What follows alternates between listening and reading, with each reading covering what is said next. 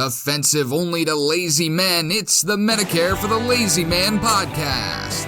The overinflated spare tire of Medicare podcasts. And now, highly offended by jokes about crackers, it's Medicare expert Doug Jones.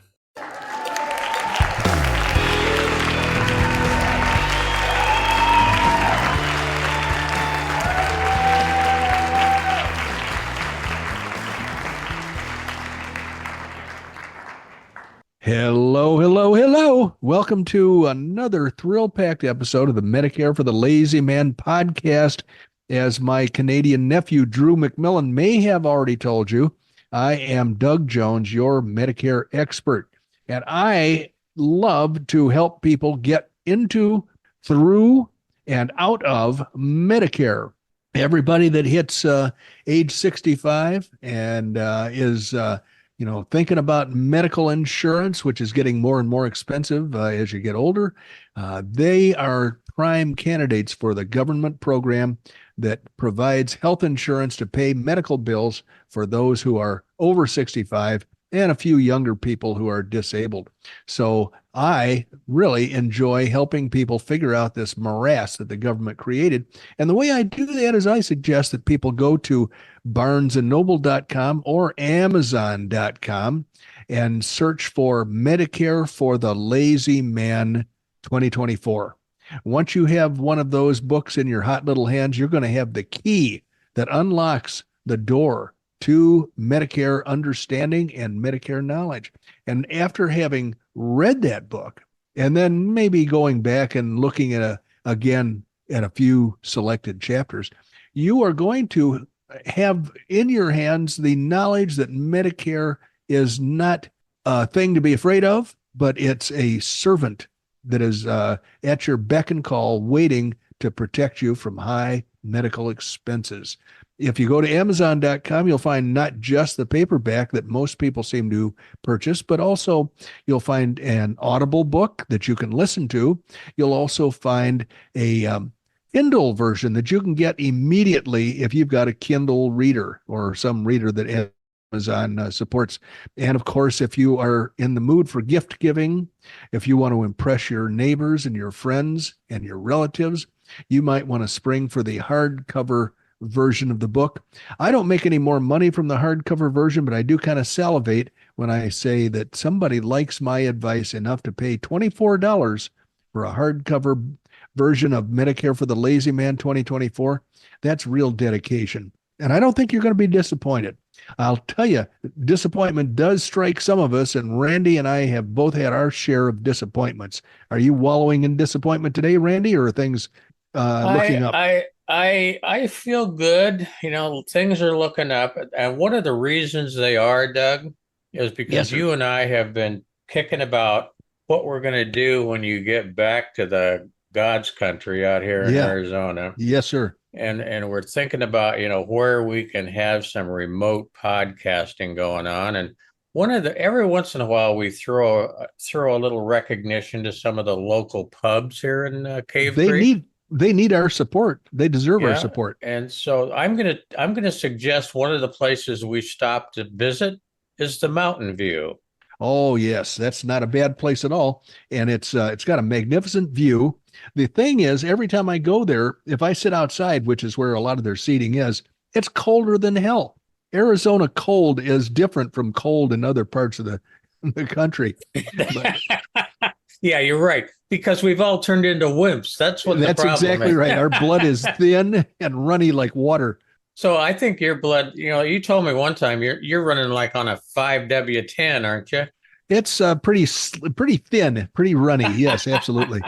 Okay. So anyway, I think that's one of the places we'll put on the list. Put that on the list. I think that's one of the places. And one of the other responsibilities, as you know, that I have as the highly paid nominal producer. Wait a minute. I'm hearing an unfamiliar term here, but go ahead.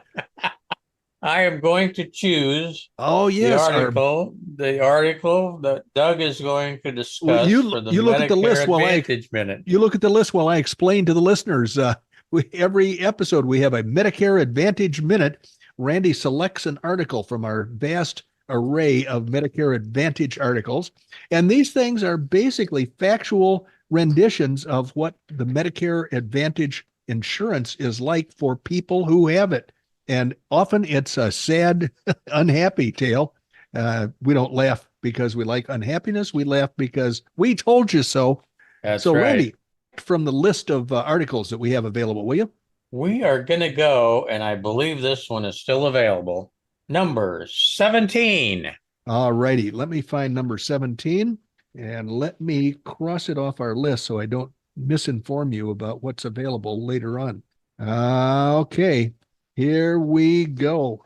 Article number 17, and we only have 2 left. That's going to take us that's going to be, it's not going to be very long before we dip into our brand new collection of articles.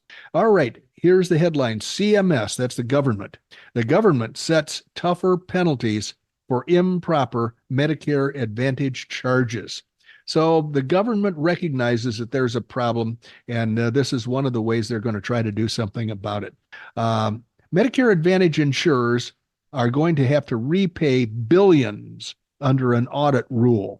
The federal government will audit Medicare Advantage insurers aggressively under a rule finalized recently, which is expected to result in billions of dollars in overpayments going back toward Medicare's trust fund and to patients over the next decade.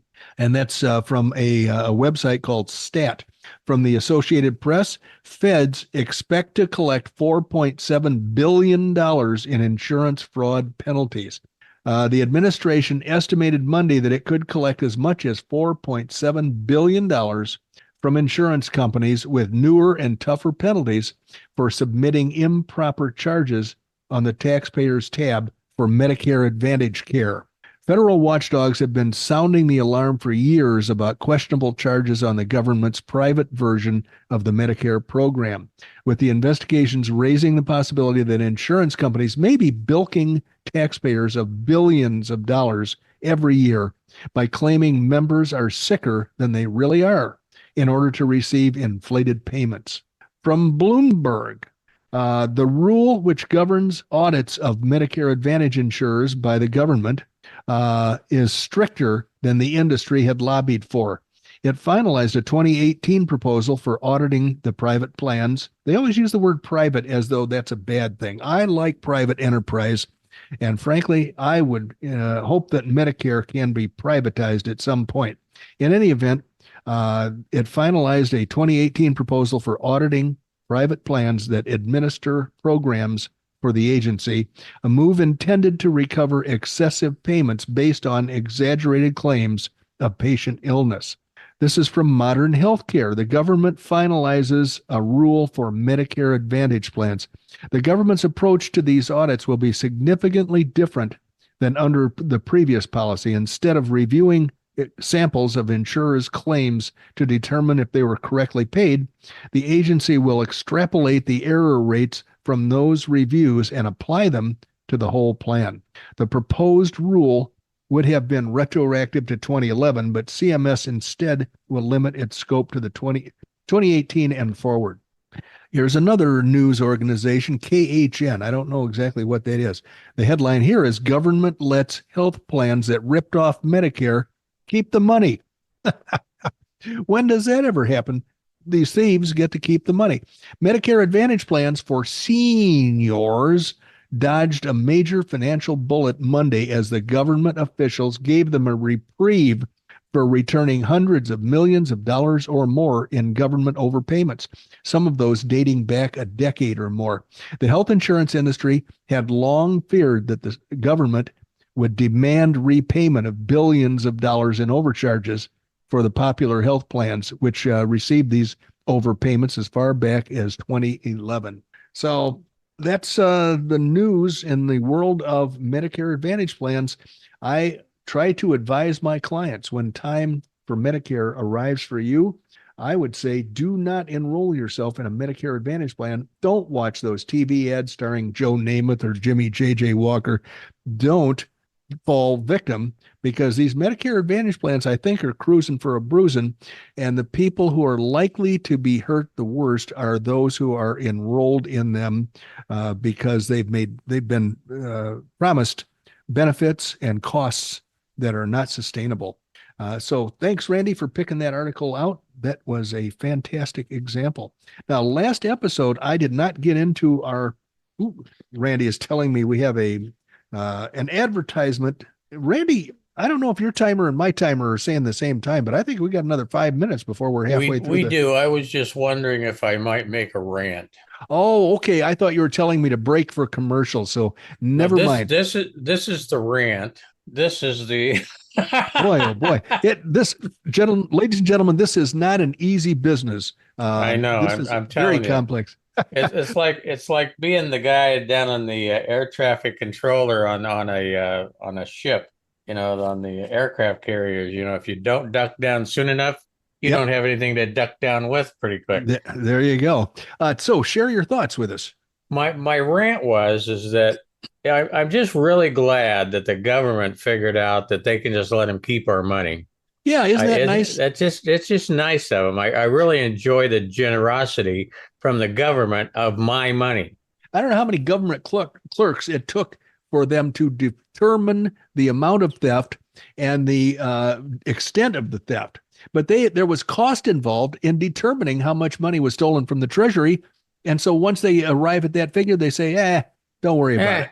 Keep it. It's just a few $1 billion. And I have one other thought that I think I can solve this problem. It's a very simple solution. I'm going to call it 3 strikes, you're out. Okay. And what that means is when a particular Medicare disadvantage plan gets caught 3 times, not following the rules, they take their license. That's what California used to do with criminals. Of course, now they say 3 strikes and you're up again. but they used to say 3 strikes and you're just right down the road here. Yeah, go again. We'll start you over again. But I think that's a good rule. If the same company gets caught with their hands in the cookie jar more than once, say up to 3 times, then they're not allowed to play in the sandbox anymore with everybody else. That's right. Back in the day, 3 strikes, that's plenty. They know, okay, they know what they're doing. Okay. This is not a big surprise. Yep. Well, it's just like workers' comp. Unemployment insurance. We had to let somebody go for cause from our family agency years ago in Chicago, and get a notice from the state of Illinois saying this person is filing a workers' comp claim, I think it was, or an unemployment claim, and you're going to get charged for it. Your rate will go up unless you can show that this person was let go for cause. So they had been paid. This is what happens when an unemployed person files an unemployment claim. The state starts paying them unemployment compensation, and a few months later, they come to an adjudication. So we had to send somebody down to this adjudication, and the employee was there. And so one side gave its story, the other side gave their story. And then the adjudicator said, okay, we find in favor of the employer. So this is an unfair action, and we will not pay any more unemployment compensation to this employee. And then the guy turned the microphone off and said, but you can keep what you got. We're not going to go after it. That would cost too much money. So that was an education for me into the unemployment compensation system. Anyway, so we're back to hopefully enjoying, I enjoy, a few words from our Wikipedia page on Medicare. This is maybe the longest entry that Wikipedia has, and I am sharing just a little bit of it in every episode that I can find the time to do that. The heading on this particular section is financing. Medicare has several sources of financing. It's not just taking money out of the Treasury. There is some money that goes into the Medicare fund, and so that's what this section is all about.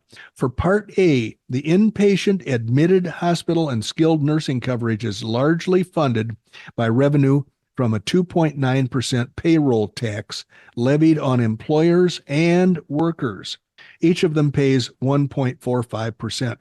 Until December 31st, 1993, the law provided a maximum amount of compensation on which the Medicare tax could be imposed annually, in the same way that Social Security payroll tax operates. Beginning on January 1st, 1994, the compensation limit was removed, of course, so that successful people, self-employed individuals, they actually have to pay more than everybody else. The compensation limit was removed. Self-employed individuals must calculate the entire 2.9% tax on self-employed net earnings because they are both the employee and the employer. But they may deduct half of the tax from the income in calculating income tax. Beginning in 2013, the rate for Part A tax on earned income exceeding $200,000 for individuals, $250,000 for couples married jointly, that rose to 3.8% in order to pay part of the cost of the subsidies to people not on Medicare, mandated by Obama's Affordable Care Act. God, this is making my blood boil. In 2022, Medicare spending was over $900 billion, near 4% of the U.S. gross domestic product, according to the trustees, and over 15% of total U.S. federal spending. Because of the two trust funds and their differing revenue sources, one dedicated and one not, the trustees analyze Medicare spending as a percent of GDP rather than versus the federal budget. The aging of the baby boom generation into Medicare is projected by 2030, when the last of the baby boomers turns 65. It's projected to increase enrollment to more than 80 million. In addition, the fact that the number of payroll tax payors and enrollees will decline over time and that overall healthcare costs in the nation are rising pose a substantial financial challenge to the program. Medicare spending is projected to increase from near 4% of GDP in 2022 to almost 6% in 2046. Baby boomers are projected to have longer lifespans, which will add to the future of Medicare spending. In response to these financial challenges, Congress made substantial cuts to the future payouts to providers.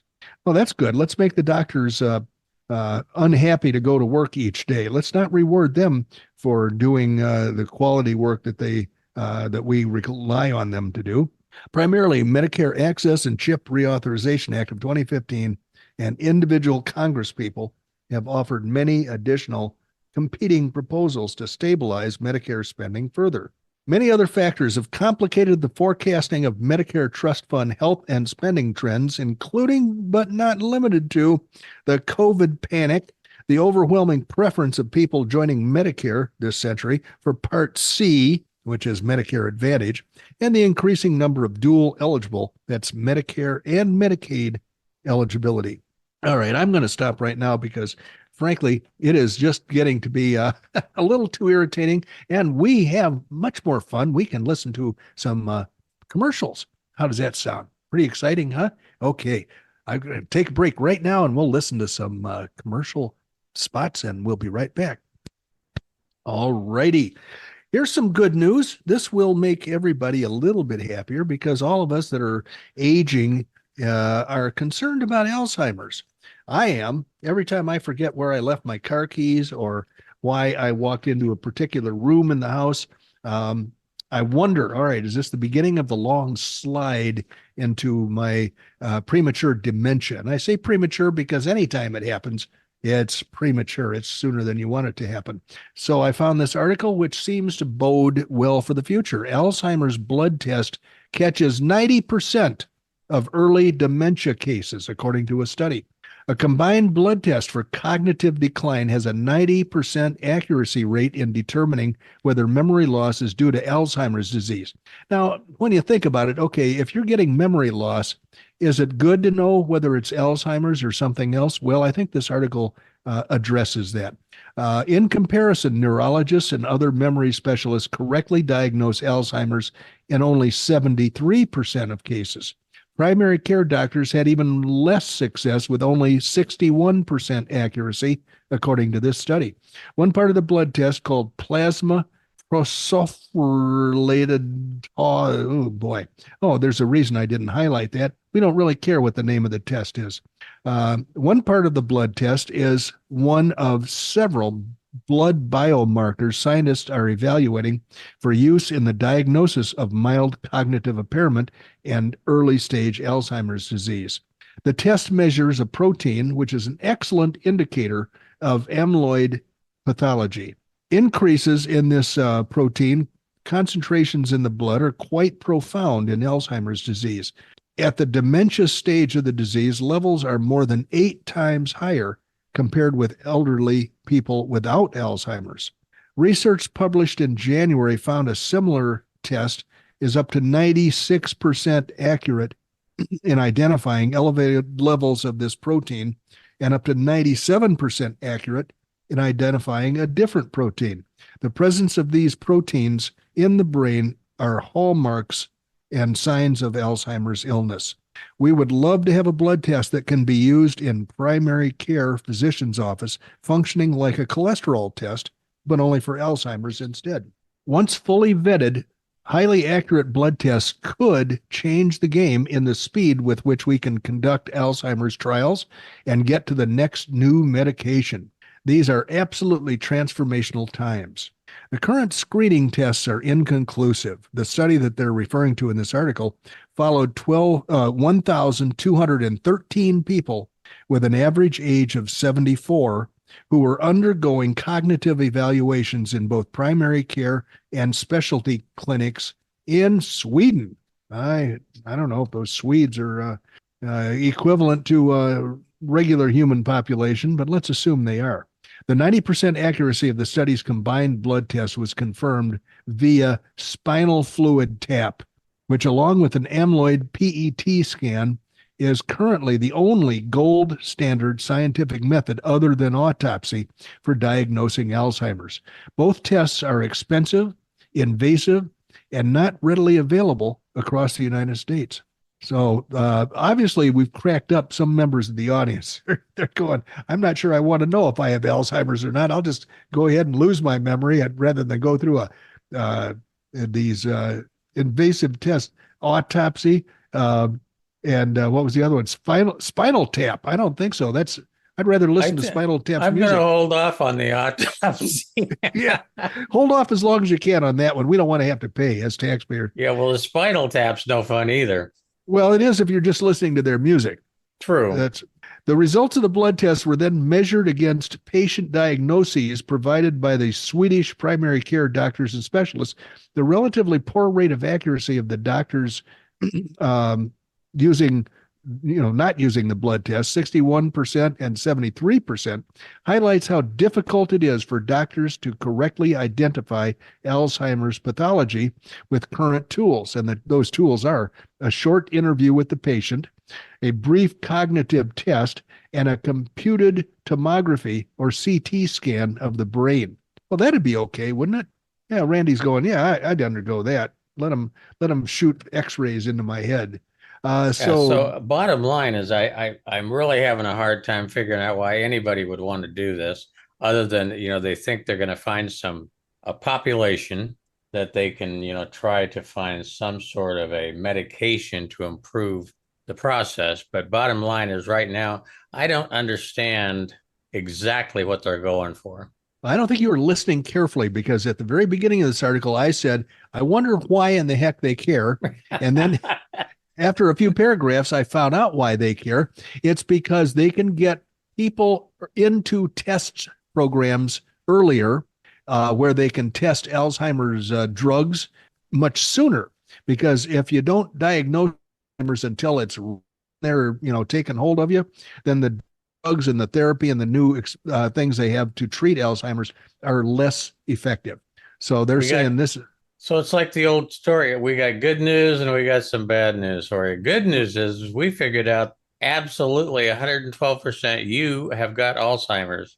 Bad news is we got nothing to do with it, but we can't help you. But maybe you'll forget about it. Maybe someday. You won't worry about it. By the time you get home, you're not even going to be worried about it. And gee, I thought I was putting a happy spin on today's podcast episode. Apparently not. Some of us are not enjoying this as much as others.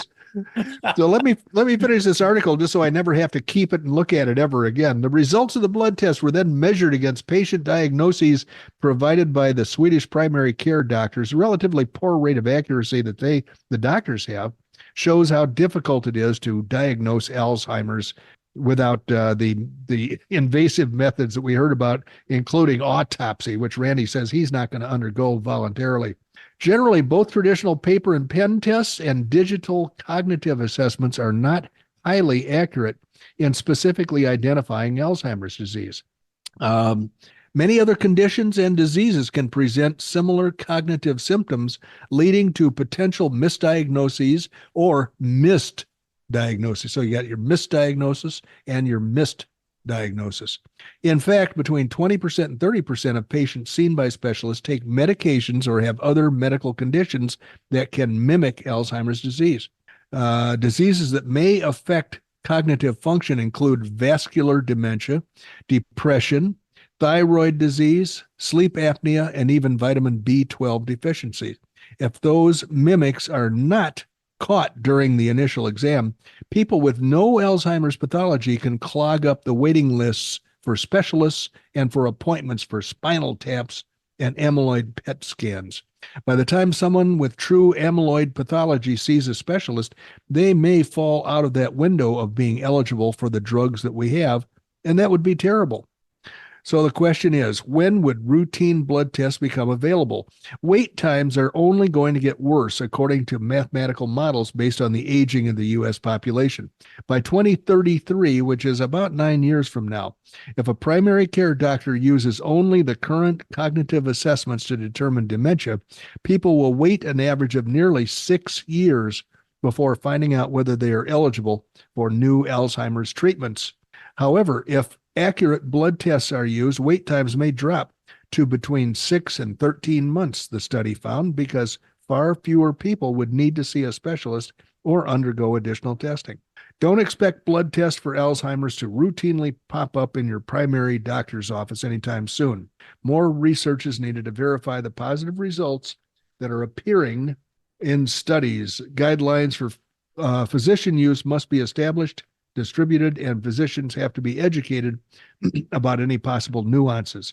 Alzheimer's blood tests aren't fully definitive yet. If it's a positive test, it still needs to be confirmed via PET scan or spinal tap, or maybe by what was that last thing we don't want to undergo? Let me remind you, Doug, autopsy. Autopsy, yes. So they're still saying that we got to confirm it using those horrible methods. If it's a negative result, then that's going to be reassuring. But if it's borderline, we still don't know what that means. In the meantime, research has shown that there are many actions people can take to prevent or slow cognitive decline, including getting regular exercise, eating a Mediterranean-style diet, treating vascular risk factors like high blood pressure, high cholesterol, and diabetes.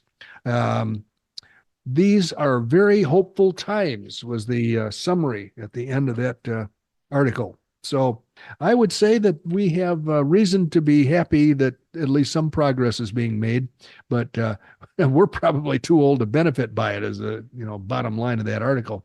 I'm going to quit. We got good news and we got bad news. Yeah, we've already heard that. I'm just going to quit and leave. I'm going to go out and play in the sunshine today in Illinois. It's beautiful weather here.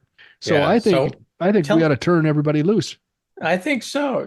Well, it's going to be kind of like a summer vacation. Yeah. Turn everybody loose. So what is the temperature out there today in the low grounds? My computer says it's 86 degrees. Oh, that's sunny. Actually pretty good. And the humidity is what, 112? Oh, yeah. Well, it's too humid for anybody in Arizona, but it's not as bad as it might be.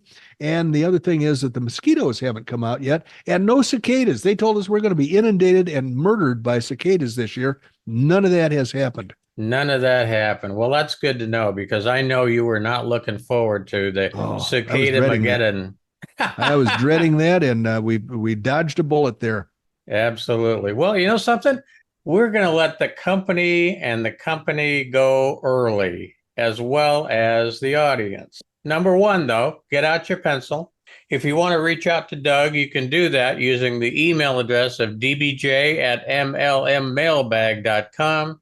Don't forget, Doug has more licenses on his wall than you might imagine. He can cover you on every state in the union to help you choose with your Medicare supplement.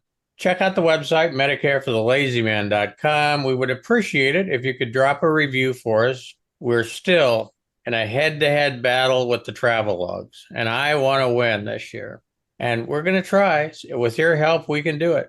Last but certainly not least, thank you for joining us. You could have been 100 different places doing many different things, and you weren't. You were with us, which is exactly where we like to have you, listening to Medicare for the Lazy Man podcast.